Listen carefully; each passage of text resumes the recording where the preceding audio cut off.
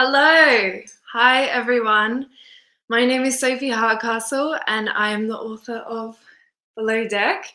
And I'm here to talk to you tonight about my book and my research and some of the key themes in the book and how I came to write it. So, first, I would like to acknowledge the traditional owners of the lands on which I'm sitting tonight, that is the Gadigal people of the Eora Nation, and I pay my respects to elders past, present, and emerging. I also want to say thank you so much for being here. Um, I hope that in these strange times that you're taking care of yourselves and of your families, and that you are coping in the world and in these unprecedented times. Thank you for taking the energy and the time to be with me. So tonight I'm going to be talking to you about my book, Below Deck. And I've got a few questions that have been sent in earlier.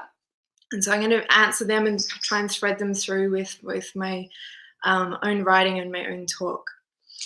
I will also have answers for you time for questions at the end. And so please drop them in the comments and I'll be able to get to them at the end. So basically, Below Deck is my first step into adult fiction. It's my first step into literary fiction as well. And as I'm aware that probably not everyone has read it, I'm going to start tonight by reading the very first section, which is called Dark Pink. So here we go. I can see people already coming in. So cool. All right, Dark Pink. You dying in your 20s is not romantic, he told me. His eyes dense black, half in shadow. He shook his head. It would be a waste. I remember that we were in my living room at the time and that I didn't say anything back, but that I thought about it for a long time after. The word waste, swirling like an oil slick. I knew he was right. It would be a waste. But when I'd said I would die in my 20s, it was never about the romance of it, the old story of the young artist perishing before her time. It was more of a knowing that it was my time. I die on the eve of the day I was born, 29, almost 30. I've always liked the numbers 29, 2, and 9, much more than I've ever liked 30, 3, and 0. 2 is red and 9 dark pink. 3 is uneasy green and 0 is empty white. But contrary to what you might be thinking, I don't do it on purpose. Not really. Then again, maybe I do. We're made up of myriad choices, aren't we? I shrug, shiver. It's cold here, on the wet stern deck, on the edge of this decade and the next. Beneath me it is dark, icebergs suspended in the grey. It is all spreading. And I look across at Brooke and she winks and I smile and it hurts my face. I hold my breath. Do we choose to breathe? I don't know. I still don't know. I wish you told me the answer. I wish you told me a lot of things. Like that when I finally see the green flash, it will be equally amazing and dull. Or that life is a series of words and the punctuation is in all the wrong places. And when you want to take a breath, someone has removed the comma, so you have to take one there. And if you didn't, too bad, it's already gone. Maggie, I wish you'd told me. At sea, no one can hear you scream. All right, so that is Dark Pink. That's the opening section of Below Deck. And I wrote this book while I was studying as a provost scholar at Worcester College at the University of Oxford. For 2 terms, I read literature of the environment and theory of the novel. And Below Deck was my research project in my 3rd term. So I wrote this book in 2018, but the idea came for it. Hello from Melbourne. Hello from Sydney. I'm in Sydney. So the idea came for this 2 or 3 years earlier in 2015 when I traveled to Iceland and I saw a glacial lagoon. So Tim, who's taking care of me tonight, he's going to put some pictures up of the glacial lagoon that I went to. So this is a glacial lagoon on the south coast of Iceland. It was here that I sort of first became obsessed, I guess, with glacial ice. There's this idea that glacial ice is like a like a library of stories, a library of ice, if we want to call it that. In that, as you dig deeper into glacial ice, there are tiny pockets of air that tell the stories of old and distant worlds. And, these tiny pockets of air are capsules of time long ago.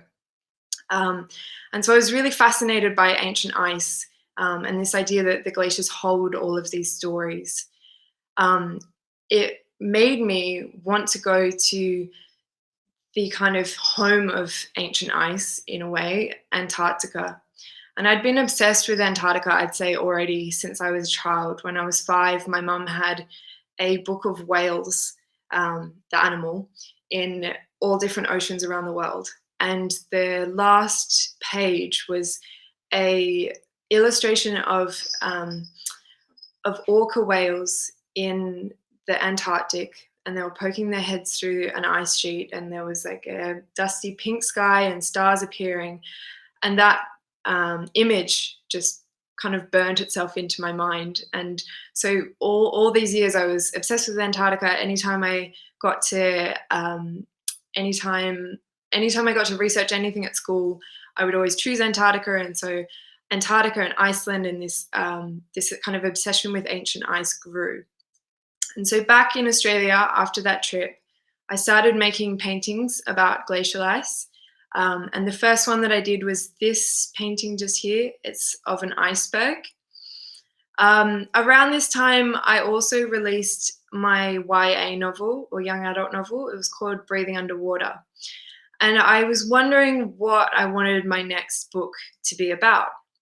So at university at the time, I was researching the role contemporary art can play in climate change activism. And I wanted to write a book about climate change, and in particular look at its effects on our oceans. And the reasons why I felt so close to the ocean was because my parents had been professional sailors before I was born, and I spent most of my childhood either in or around or sailing on top of the sea. So writing a book set at sea felt very accessible to me. I did know one thing though, and that's that being at sea has its own language. And so even though I had been at sea as a child, I didn't really know the language with which to talk about being on yachts. I have a kitten in my room. I'm just going to say this. And she hasn't been out of my room yet, so I apologize if she sticks her head in at any point. So back to what I was saying. I ended up doing a yacht delivery to the up the east coast of Australia to the Coral Sea with 2 of my parents' friends.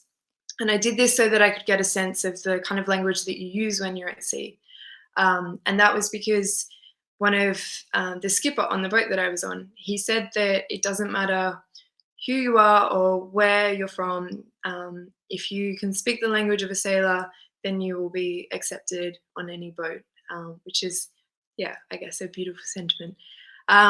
So I have a lot more hair in this photo than I do on my head right now.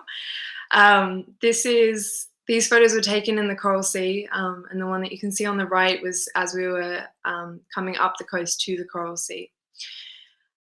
So Ollie, my main character in Below Deck, she has just finished university. She's got a gig lined up with an investment bank. She kind of has this path like set out for her. And she befriends 2 older sailors, Mac and Maggie, and they kind of show or open her eyes to a new way of experiencing the world. And she ends up ditching her internship, and she goes with them up to the Coral Sea. And so I thought it would be nice to read a small snippet from Sea Garden, which is the first section of the book. And this was inspired by true events, and it's when Ollie is in the Coral Sea. Psst, Mac whispers, coaxing me out of darkness.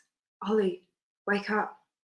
I feel a hand on my shoulder. My eyes fly open.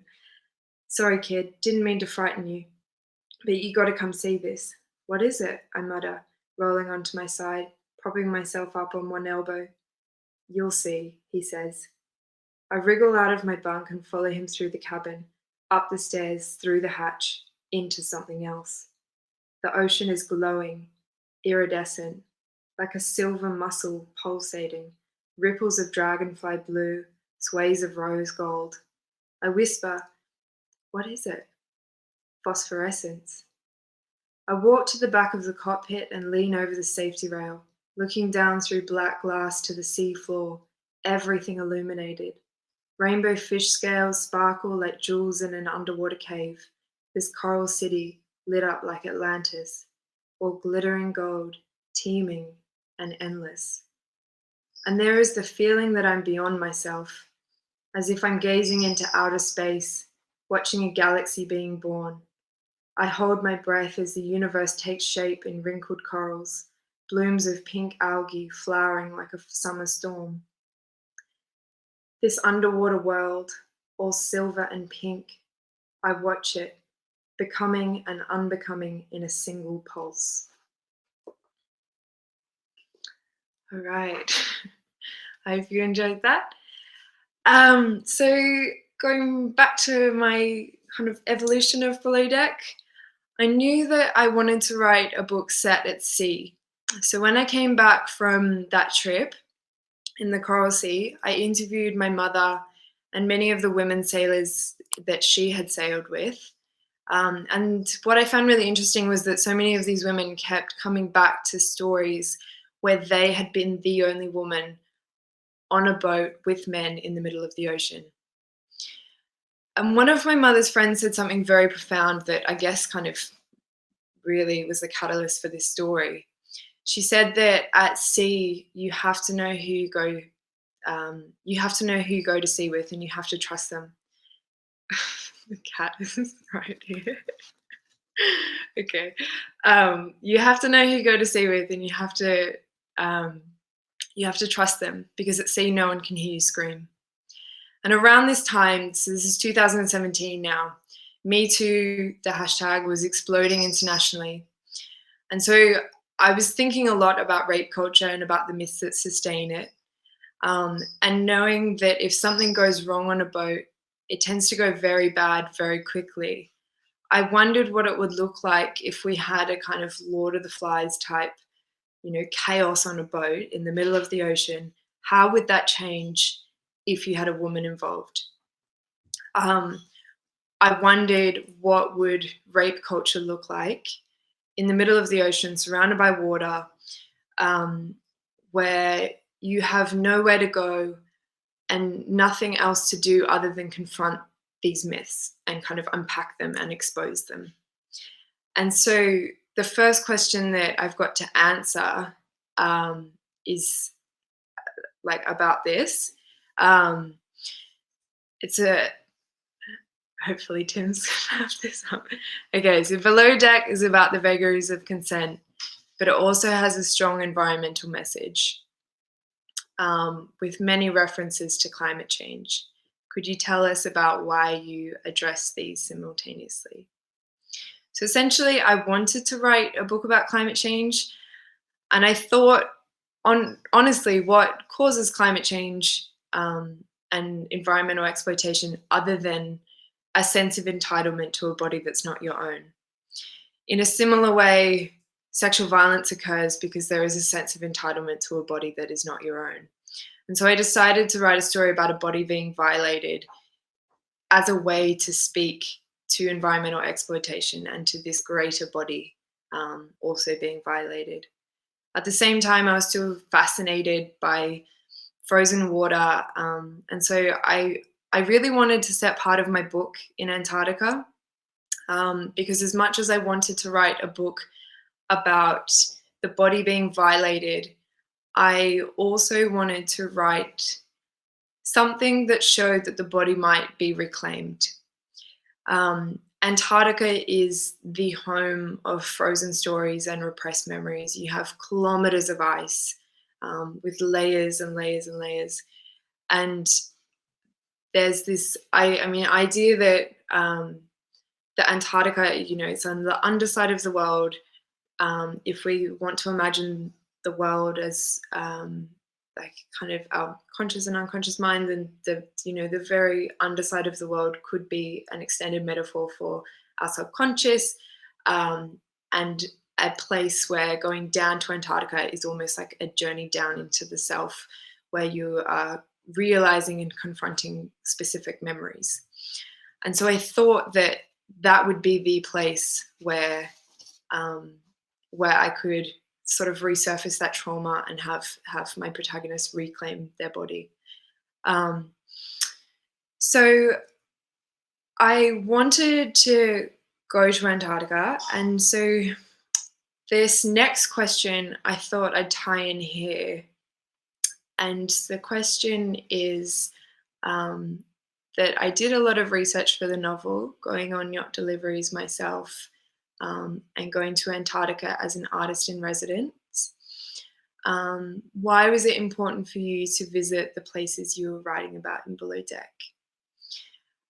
So I applied to be an artist in residence in Antarctica because I believe that, for me at least, to write about a place and to write about a landscape, I really want to know that place in my body and to know what that place feels like. And so I applied to go to Antarctica with Chimo Adventures, and very luckily for me, they took me down there.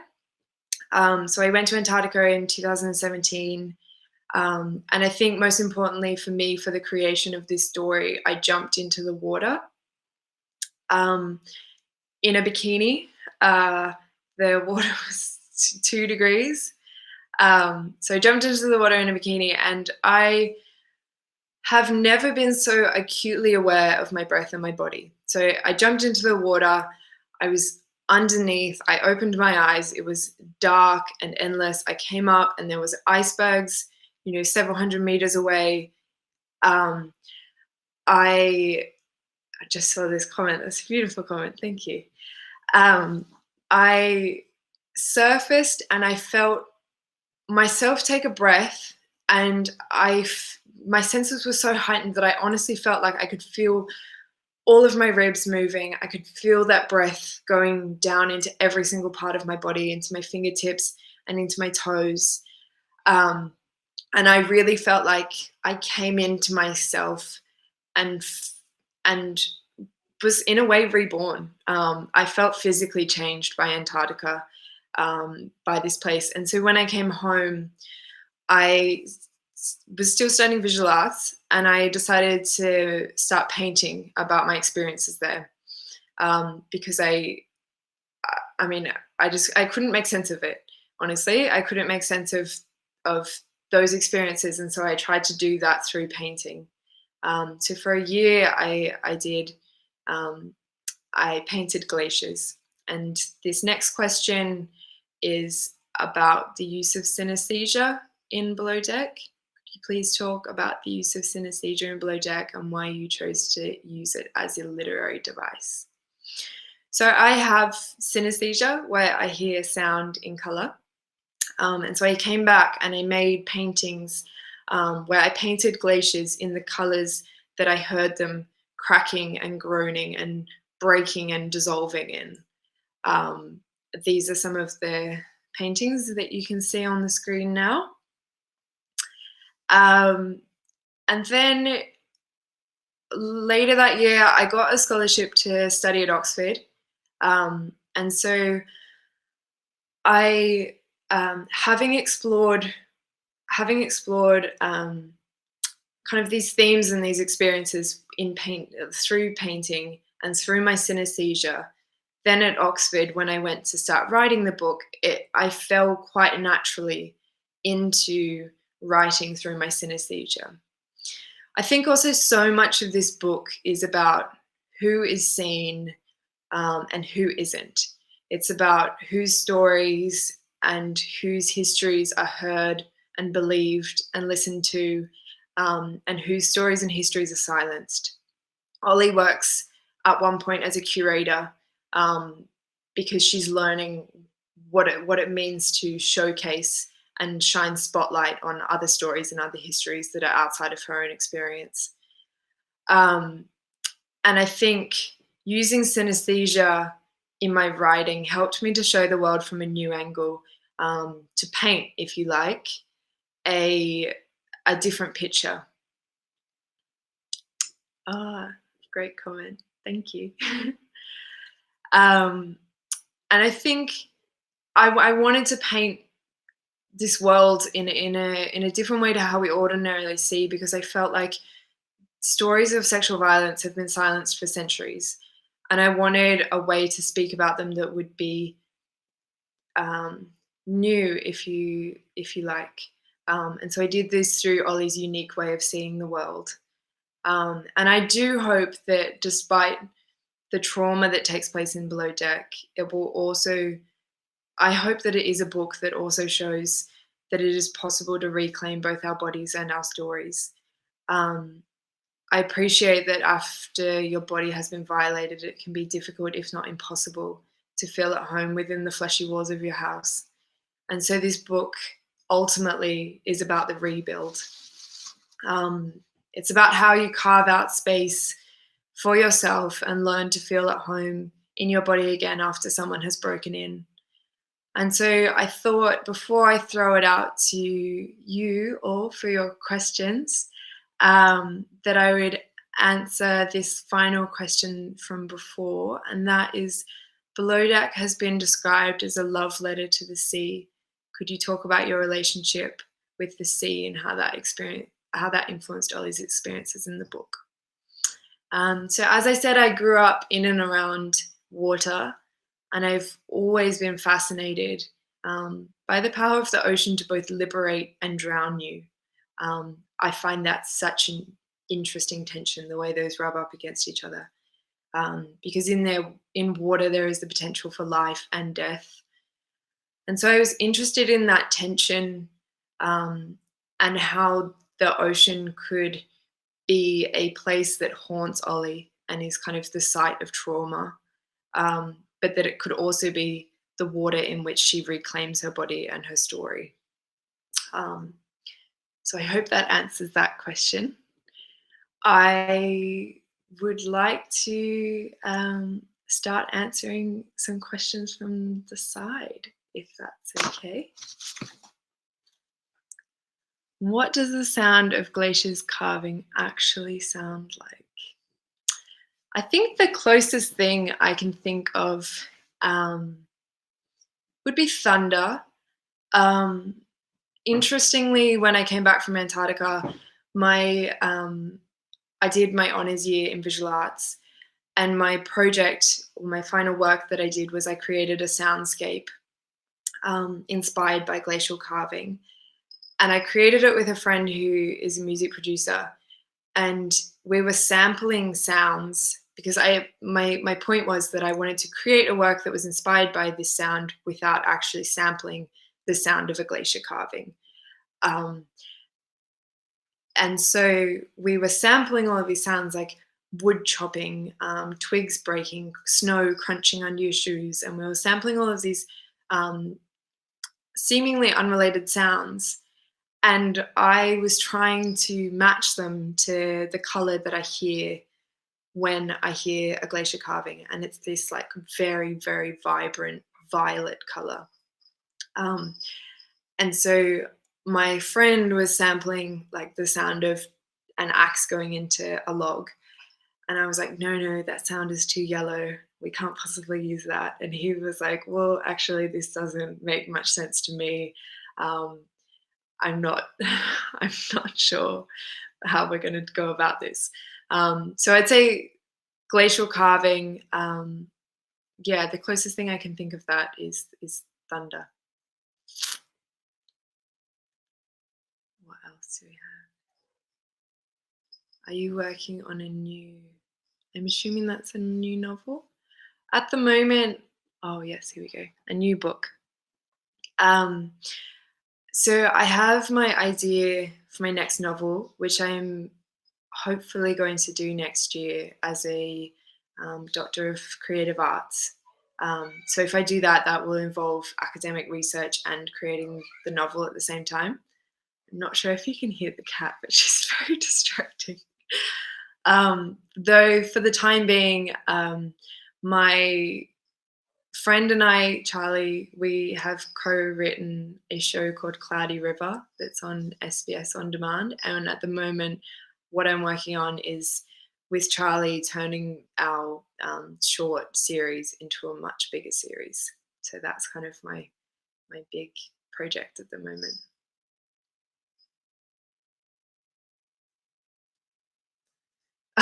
Okay. I'll get her. One sec.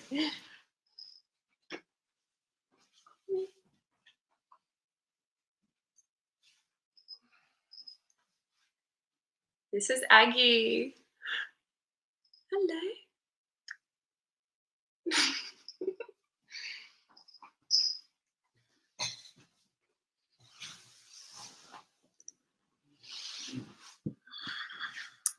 Do I feel more like a writer or a visual artist? I certainly feel like I have a better ability to communicate ideas through writing. Um, I very much enjoy the process of painting. I often paint with my hands, and I love the kind of visceral experience of painting. It feels like a meditation for me. Um, but in terms of communicating sort of big ideas or concepts, I find writing is definitely the medium that I like working with the most. Thank you. Do colors influence your dislike or like of a sound or the other way around? Ooh. I think they probably don't influence so much whether or not I like or dislike. I'd say the way that it comes into play most is um, that I've lost my train of thought. Oh, that often I can't remember. Often I won't remember someone's face or their name, but I can distinctly remember the color that I heard their voice in, um, which again is very doesn't have any kind of logical basis, and is very confusing for people when I'm trying to remember that really purple sounding woman that was speaking to me, whose name I can't remember or whose face I'm not sure quite what she looked like, but I can distinctly remember the color of her voice. Yeah, it's not super helpful, but that's how it works.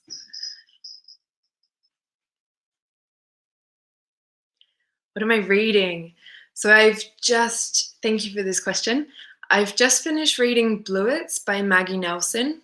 And that is a kind of meditation on the color blue, on the author Maggie Nelson's lifelong obsession with the color blue. My favorite novel, or my favorite book is A Field Guide to Getting Lost by Rebecca Solnit. And in that, she writes about the blue of distance, and that both Maggie Nelson and Rebecca Solnit, I'd say, were incredibly influential in the creation of Below Deck. I'm also have just started reading Weather by Jenny Offal, and that is brilliant. Ocean Vuong and Max Porter were two of the people that blurbed it, and I'm obsessed with both of their work, so I knew that I had to give this a go. And it really reminds me, I'd say, quite a lot of Max Porter's writing. She's brilliant, and the Weather is brilliant. I have also just read Sharks in the Time of Saviors by Kavai Strongborn. I hope that I've gotten his name right. I can check and put it in the comments if I haven't. And that is, yeah, another brilliant book. So the prose is just humming. You can feel it like vibrating. The descriptions are so evocative, and yeah, I really felt inside that novel, which is such a beautiful thing, I think, when you're reading.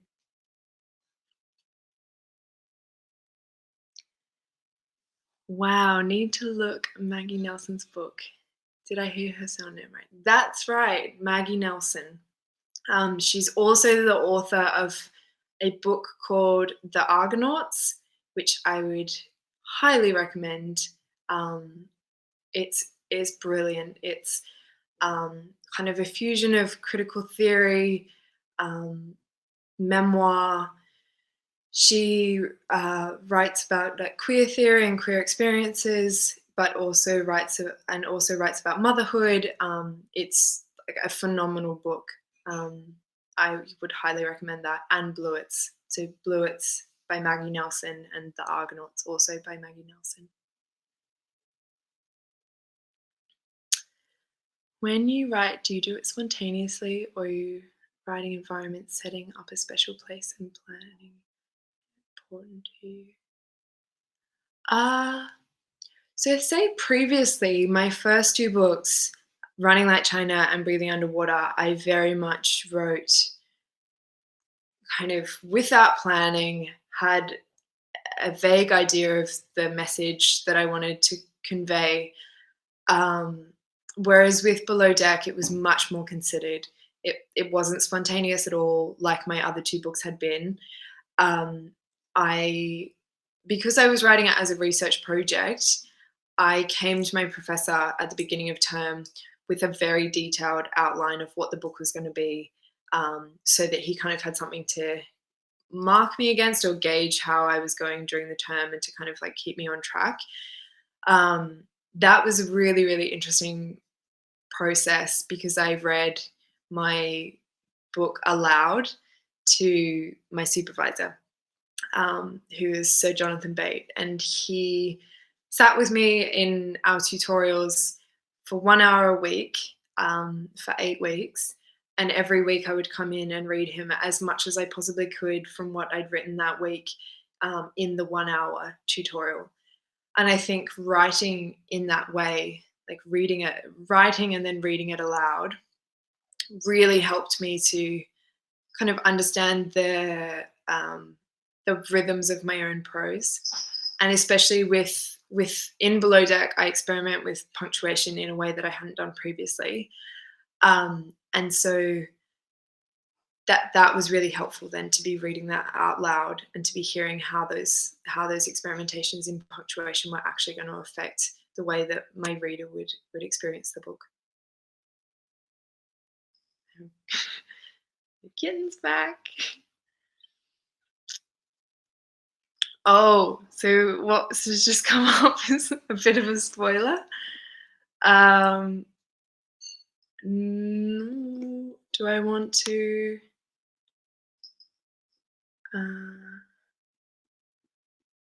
Okay, so I think I can answer that. Maybe I'm going to answer, Tanya, your question, but I'm going to do it without specifically mentioning the question.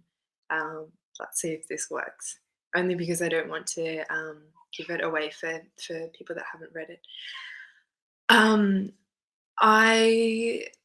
This book, so much of it for me was about beginnings and ends, and there being many beginnings in our lives and many endings, and that in a way we live on beyond the kind of like physical death, and even within our lives we have deaths and then are kind of reborn out of that. And so the reason why I wrote the book in 4 parts, each with their own beginning and each with their own ending, was to kind of convey that multiplicity, or to no worries at all. So I think the reason why I did that, what was in your question, was because so much of what Maggie teaches Ollie is that we don't really lose each other. We might die in a physical sense, but that we live on because we become other things. The human body, if it's cremated and becomes part of the sea, and then that becomes part of is evaporated, and we become parts of clouds, and then we rain down and we become parts of rivers. And I wanted to kind of communicate, I guess, the interconnectedness of all things. Hello, do you want to say hi?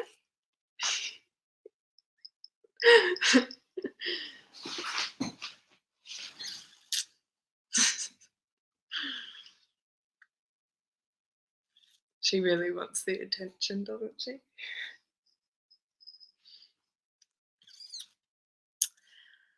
Okay, love this question. Thank you, Nicole. My biggest literary inspirations and influences, I would say, first of all, Tim Winton. Um, I read Blueback as a child and was absolutely loved that book. Um, and I think as I got older, I kind of clung to his stories and wasn't entirely sure why. But then when I read Island Home, another one of Tim Winton's books, the landscape memoir, it kind of made sense to me why I'd always clung to his stories. And I think that that was because he writes Australian stories, uniquely Australian stories, in such an unapologetic way. Um, he doesn't change the vernacular. He doesn't kind of like um, play down our language or our phrases that are our local phrases in order to suit the palate of like an international audience. And I think I really took a lot from Tim Winton in that he kind of owned our language unapologetically and owned our vernacular and jargon, but also that he writes about the sea in a way that from a very young age I saw how the sea and the ocean could be its own character and could kind of be its own entity in a story. I think also my other great influences are Maggie Nelson, who I just mentioned before, and Rebecca Solnit. Um, Her work, the book that I mentioned previously, my favorite book, A Field Guide to Getting Lost, was like incredibly influential in the creation of Below Deck. Um, and yeah, I think that so Ollie has this is a kind of obsession with the Yves Klein, with Yves Klein's paintings, his blue monochromes, and my own kind of interest in that painting and those series of paintings came from reading one of Rebecca's essays in A Field Guide to Getting Lost. And so, yeah, I'd say it was incredibly influential, especially for this novel. All right. I am guessing that we are finishing up. In saying that, if you enjoyed tonight, I hope that you will be back on Friday night to see Jay Kristoff and Amy Kaufman talk about their new book, Aurora Rising.